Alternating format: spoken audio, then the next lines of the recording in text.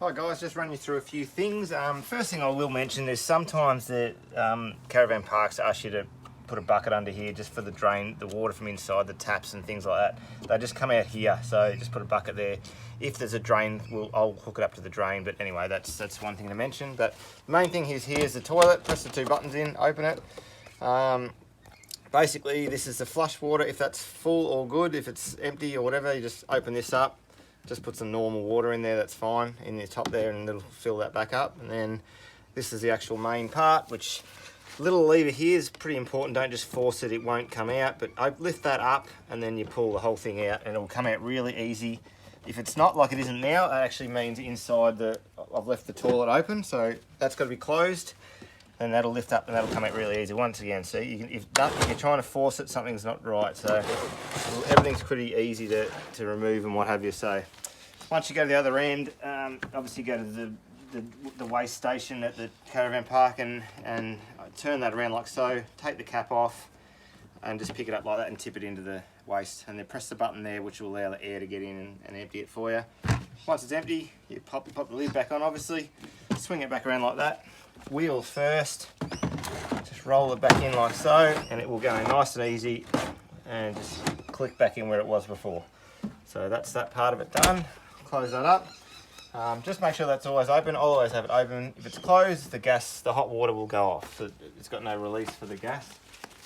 The only other possibility, you may on occasions have to just swap gas bottles. If one goes empty, up in here there's a switch, you just switch it around and turn the other one on, and pretty self-explanatory, that's pretty easy. Then around here, little outdoor cooker we've got here, so you can just light it like so. It just runs off cans, so you open that up and then just little can inside. You just, this is the can obviously. Now this is the main thing, the little lug in the can has to line up with that there. If it doesn't, you try and force it, it won't go down. A lot of people break that by trying to push too hard. But that'll go in like so. That must line up with that. If it's like that, you try and push the little lock down here, it won't go in, and that's why people break it. But swing that around, make sure that's in line, and nice and easy, it'll click in. So that's locked in. Close it up, to light it, you go around and go all the way, and the clicker at the end lights itself. So you can do the same on both sides. You can here as well. This just can also go on top if you want to make it into a bit of a barbecue. Use it for that too. We'll keep going in. Up here we've got the outside and inside lights just above my head here. Lights. There's also a lot of lights inside already that have got their own little switches on them too. So bunk bed here. Underneath you've got some storage, which you've got at this other end as well if you need to use it. But the main thing is the toilet in here. So I'll start by showing you the toilet quickly. Basically, to go to the toilet, you open the actual toilet, go to the toilet, and when you finish, just do the flush and flush it down, and then close it at the end. So now the main thing about this is to be absolutely careful of it getting to the top. You can see where the level is. If it gets up near the top, don't let it get too high. If it's getting near the top, empty it, because some people have let it keep going up and they think it's actually not coming up, so it mustn't be full, but it is. It's leaking back into the bottom here, and believe me, you don't want it to happen because it sticks, and you don't want it to stink you out on your holiday. So that's one thing. Now, because I've just emptied it, or I'll show you under the sink here, every time you empty it, just put one of these in. All you're doing is just going to the line there, which I've marked. Undo the little compartment a little bit just so air can get in, and you just squeeze the bottle and it fills up like so. Once you get to that line, take the cap off and just open the toilet and just pour it in just once. Once all you have to do each time you empty it, I mean. And then close it up, and that's all good. Inside here's the shower. So the taps here and the tap on the other side, they look like mixers, so don't lift them up because you'll break them, but they just turn. So off, cold, and then hot around that side. It just goes to there. And in the middle, sort of warm. So this is your shower. Hooks up there if you want to use that. And you want to have a shower, you pull the curtain around you. The shower curtain goes all the way around to the other side. Cover the toilet because it can leak sometimes if your water goes all over there. So but pull it around you. That's pretty much it. Going out of here, once again, you've got the cooker, electricity, gas. You've got the tap here. One same as the other one. This one's on its side though. So down is off, cold, warm, hot. Down, off. That's how you work the taps. Don't ever push them out, or yeah, we've already had them broken before. So we'll keep going down the other end here. There's the fridge and the air conditioner and heater up the top, of course. And you've got a TV here which you can wheel around like that, and if you want to watch it from that side, the remote's up here for that.